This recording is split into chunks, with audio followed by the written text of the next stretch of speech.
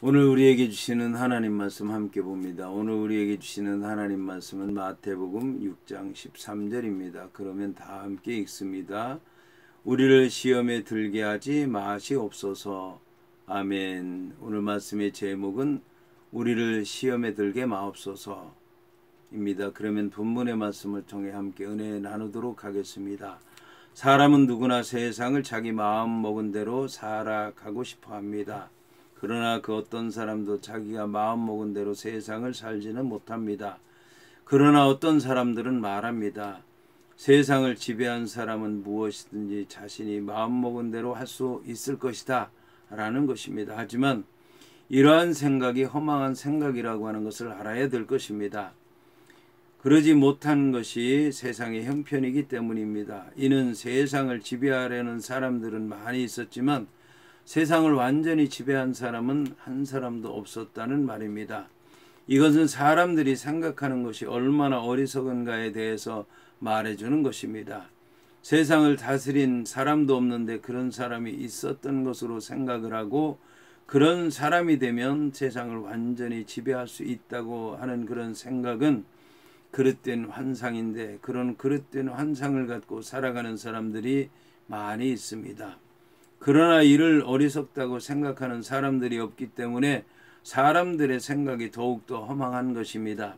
이처럼 사람들이 세상을 지배할 수 없다는 것을 모르고 세상을 지배하려고 하는 데서 생기는 것이 교만이요, 욕심이요, 불안한 것입니다.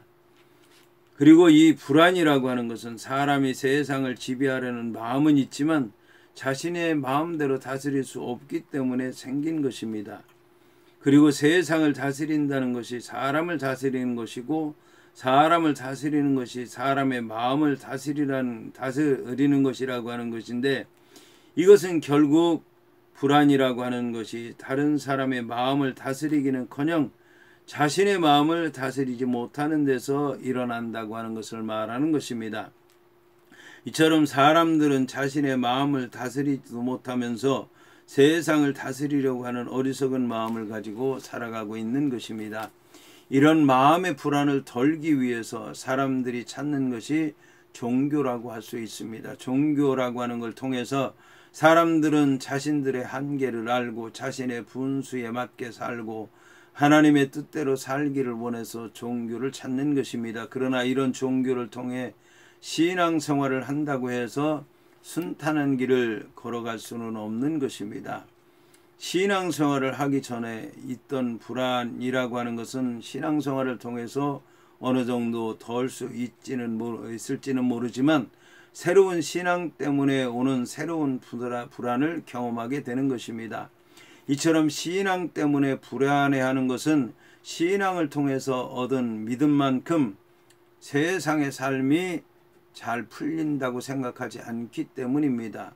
이것은 분명히 이전의 삶에서 겪는 어려움과는 다르지만 이전의 어려움에 못지않은 어려움이라고 할 수 있습니다. 다시 말해서 신앙생활을 하기 이전에는 세상의 모든 일을 내 뜻대로 하려고 하였으나 되지 않은 것 때문에 불안하게 산 것이 문제였다면 신앙생활하고 난 다음은 하나님의 뜻대로 살려고 하지만 되지 않는 것 때문에 불안하게 사는 것이 문제라고 하는 말입니다.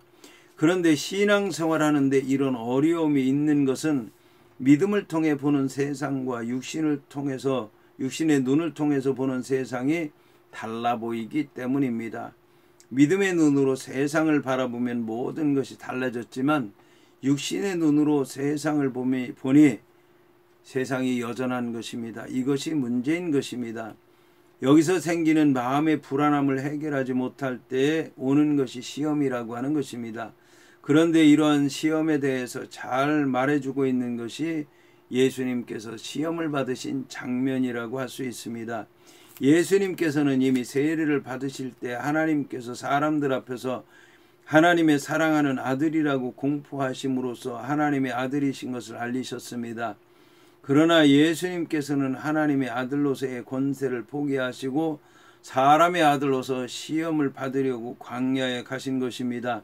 이때 예수님께서는 40일 동안 굶으셨고 하늘의 권세를 포기하셨으며 세상의 모든 것을 포기하셨기 때문에 소유와 권세와 양식에 대한 시험을 받으셨던 것입니다. 이러한 시험은 믿음으로는 하나님의 아들로서 세상의 모든 것을 가졌지만 육신적으로 보면 아무것도 가진 것이 없는 가련한 사람의 아들 인자이기에 온 시험이었던 것입니다. 그런데 만일 예수님께서 신앙적인 것과 육신적인 것 모두를 가지려고 하셨다고 하면 예수님께서는 세상에서 가장 복을 많이 받은 사람으로 살아갈 수 있었을 것입니다. 그러나 만일 예수님께서 그런 생각을 하셨다면 예수님께서는 그것 때문에 한 영혼도 구원하지 못하셨을 것입니다. 그런데 예수님께서는 이러한 시험을 잘 이겨내심으로 말미암아 모든 인류를 구원하시게 된 것입니다. 그러면 사람은 무엇 때문에 시험을 받는지 좀 더 구체적으로 생각을 해보도록 하겠습니다. 첫째, 사람은 하나님을 창조주로 인정하지 않기 때문에 시험을 받습니다. 사람이 지음을 받은 존재라고 하는 것은 제한된 존재라는 것을 말하는 것입니다.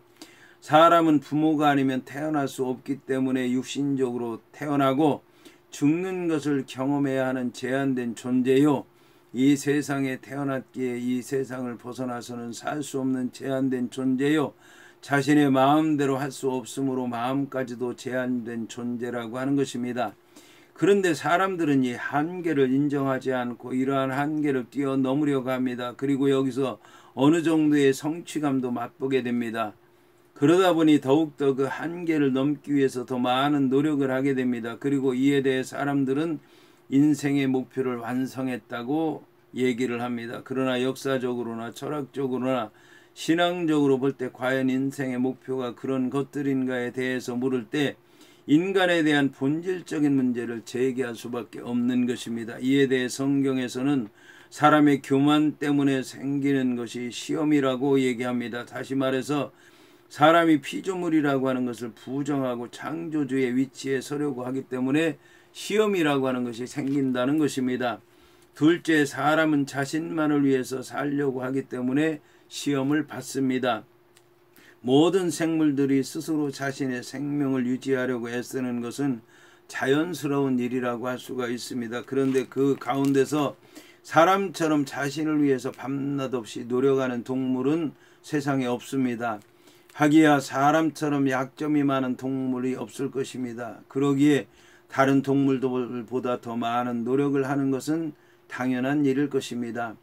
사람은 다른 짐승들과는 달리 살아있는 것을 거저 먹을 줄도 모릅니다. 다른 짐승들과는 달리 집이 없으면 살 수도 없습니다. 다른 짐승들과는 달리 입지 않고는 살 수가 없습니다. 그러나 문제는 거기에만 신경을 쓰고 거기에만 만족을 누리며 살려고 하는 데 있다는 것입니다. 그리고 그렇게 노력하는 것이 남을 위한 것이 아닌 자신을 위한 것이라는 데 더 큰 문제가 있는 것입니다. 이것이 과연 모든 동물보다 지혜롭다고 하는 사람들이 가져야 될 마음의 자세인지 모르겠습니다. 더군다나 이 과정에서 같은 사람끼리 서로 자신만 잘 살기 위해서 남을 해롭게 하며 죄를 짓고 사니 사람보다 미련한 존재가 세상에 없다고 생각하게 되는 것입니다. 이와 같은 것이 바로 자신만을 위해 살려고 하는 데서 오는 시험이라고 할 수 있습니다. 셋째, 사람은 세상만을 바라보고 살려고 할 때 시험을 받습니다. 세상의 성경에 의하면 하나님께서 사람을 창조하실 때 흙으로 지으시고 코에 생기를 불어 넣으셨다고 합니다. 그런데 코에 생기를 불어 넣으셨다고 하는 말씀은 단순히 숨을 쉬도록 하셨다는 말씀은 아닙니다. 만일 생기를 불어 넣으셨다고 하는 말씀이 단순히 숨을 쉬도록 하셨다는 말씀이라면 다른 동물들에게도 생기를 불어 넣으셨다고 얘기를 해야 될 텐데 그런 말씀이 없기 때문입니다. 이런 것을 보면 하나님께서 사람에게 생기를 불어 넣었다고 하는 말씀은 단지 숨을 쉬게 했다는 말씀이 아니라 하나님과 사람만이 생기를 갖고 있는데 하나님께서 가지고 있는 생기를 사람에게 넣어주셨기 때문에 사람도 생기를 가졌다는 얘기인 것입니다. 이것이 바로 다른 동물들에게는 없는 사람에게만 있는 하나님에게만 있는 영입니다. 하나님의 영은 성령, 사람이 갖고 있는 영은 영혼이라고도 하는 영일 것입니다. 여기서 사람은 흙으로 지음을 받았으니 육신으로는 이 땅을 의지할 수밖에 없고 생기를 받았으니 영으로는 하나님의 영을 의지할 수밖에 없는 존재입니다. 그런데 사람이 이것을 허락하신 하나님을 바라보지 않고 세상만 바라보니 문제인 것입니다. 하나님을 바라보면 땅도 피조물이요 육신도 피조물이요 영혼도 피조된 것이지만 세상만 바라보니까 땅만 보이는 것입니다. 여기서 땅만 바라보는 사람은 잠시 육신의 평안함은 누릴 수 있을지 모르지만 영혼의 평안함을 누리지 못하기 때문에 방황해하고 불안해하고 절망하는 것입니다. 그러면 어떻게 해야 시험에 들지 않겠습니까? 첫째, 하나님의 말씀에 순종해야 시험에 들지 않게 됩니다. 그런데 이 방법은 예수님께서 시험을 이기신 방법 가운데 하나이기도 합니다. 예수님께서는 자신을 시험하는 마귀에 대해서 하나님의 말씀에 순종하라고 했습니다. 그런데 여기서 진지하게 생각해 봐야 할 것은 마귀도 하나님의 말씀을 사용했다라고 하는 것입니다. 그러나 마귀가 하나님의 말씀을 사용한 것은 하나님의 뜻에 순종하기 위해서가 아니라 하나님을 대적하고 자신의 뜻을 이루고 예수님을 유혹하기 위해서 쓴 것입니다. 신앙생활을 하는 성도들이 혼란에 빠지는 이유가 여기 있다는 사실을 성도들은 알아야 합니다. 많은 성도들이 하나님의 말씀이 자신에게 맞는 것 같으면 받아들이고 자신의 생각에 어긋나는 것 같으면 받아들이지 않습니다. 그러면서도 하나님의 말씀에 순종하는 것처럼 착각하고 있는 것입니다. 그러나 이것은 하나님의 말씀에 철저히 순종하는 것이 아니라 하나님의 말씀을 철저히 이용하는 것입니다. 하나님의 말씀은 나의 뜻에 맞든지 맞지 않든지 받아들여야 합니다. 하나님의 말씀이 나에게 맞지 않는다 하더라도 나를 쳐서 복종해야 되는 것이 신앙인 것입니다. 둘째, 성령의 능력을 구해야 시험에 들지 않습니다. 성도들이 하나님의 말씀에 순종하려고 한다고 해서 마음먹은 대로 순종할 수 있는 것은 아닙니다. 오히려 하나님의 말씀에 순종하려고 하면 할수록 순종을 방해하는 것들이 더욱 많아진다고 하는 놀라운 사실을 알아야 됩니다. 그것이 바로 육신의 일이요 세상의 일이요 마음의 일들이라고 하는 것입니다. 이것을 가리켜서 성경은 사단의 역사라고 얘기를 하고 있습니다. 이런 일들을 사단의 역사라고 하는 것은 예상하지 못했던 일들이 갑자기 나타나기 때문입니다. 예수님께서 시험을 받으실 때도 예수님을 시험한 세력도 바로 사단의 역사였는데 이러한 사단의 역사를 예수님께서 물리칠 수 있었던 것은 성령의 도움이었습니다. 그러나 성령의 능력 역시 사람이 예상하지 못했던 사건을 통해서 임하시기 때문에 성령이 역사하는 순간도 대개는 알지를 못합니다. 이를 통해서 알 수 있는 것은 사단의 역사도 성령의 역사도 내가 감당할 수 없는 것이지만 내가 어떤 것을 의지하느냐에 따라서 은혜 가운데 사느냐 저주 가운데 사느냐가 결정된다라고 하는 사실입니다. 셋째, 하나님께 대한 믿음을 가져야 시험에 들지 않는다라는 것입니다. 성경에서 말하는 시험이라고 하는 것은 믿음에 대한 시험을 얘기합니다. 그런데 이 믿음이라고 하는 것은 하나님에 대한 믿음인 것입니다. 그러므로 시험을 당하는 사람은 하나님에 대한 믿음이 없기 때문에 시험을 당하는 것입니다.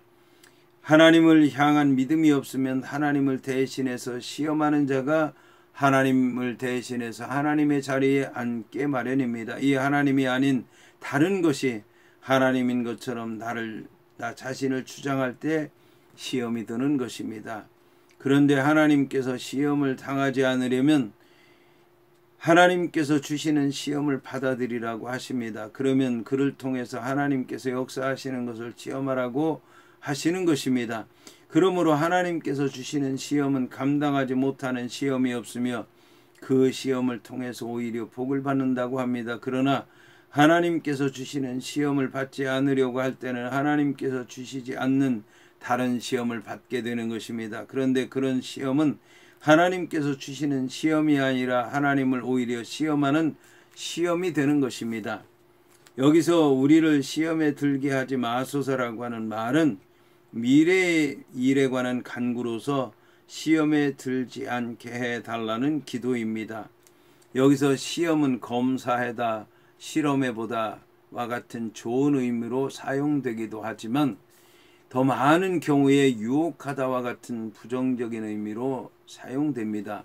특히 성경에서는 유혹하는 주체로서 마귀가 지목되는 경우가 많습니다. 본문도 마찬가지입니다. 그리스도께서는 마귀가 주는 시험에 빠지지 않기를 위해서 기도하라고 가르치신 것입니다. 한편 들게 하지 마소서에 해당하는 매 에이세넨케스라고 하는 말은 부정부사 매와 안으로 인도하다, 가지고 오다라고 하는 뜻을 가진 에이스페로의 부정, 과거, 가정법 동사가 결합된 형태입니다. 이와 같은 부정법은 주기도문에서만 유일하게 나오고 본문에서만 나옵니다. 따라서 본문을 문자적으로 번역한다면 우리를 시험 안으로 인도하지 마소서라는 뜻이지만 의역하면 우리로 하여금 마귀의 유혹에 빠지는 것을 허락하지 마소서가 됩니다. 한편 야고보는 하나님은 악에게 시험을 받지도 아니하시고 친히 아무도 시험하지 아니하시느니라고 말씀한 적이 있습니다. 그러므로 본문의 시험은 하나님께서 주시는 것이 아닙니다. 신약 성경 여러 곳에는 성도들이 시련이나 역경을 만나더라도 그것을 기쁘게 여기라고 가르치는 말씀들이 나옵니다. 하지만 이러한 시련은 하나님께서 성도들의 신앙을 연단하여 더 큰 믿음을 낳게 하려고 하는 것으로 본문의 시험과는 엄격히 구분된 것입니다. 어떤 이들은 시험이라고 하는 것이 주의 재림 때에 있을 종말론적인 환난, 즉 배교를 의미한다고 주장합니다. 그러나 본문의 시험인 페이라스모스라고 하는 단어에는 어떠한 한정사가 첨가되지 않았을 뿐만 아니라 문맥상 본문의 기도가 단지 종말에 국한시켜야 될 만한 이유가 없다는 점에서 종말론에 해당하는 기도라고 받아들일 필요가 없습니다. 한편 본문을 허용적 의미를 지닌 주장으로 이해를 해서 악마에 의해서 시험에 빠지지 않게 해 주소서라고 해석하기도 합니다.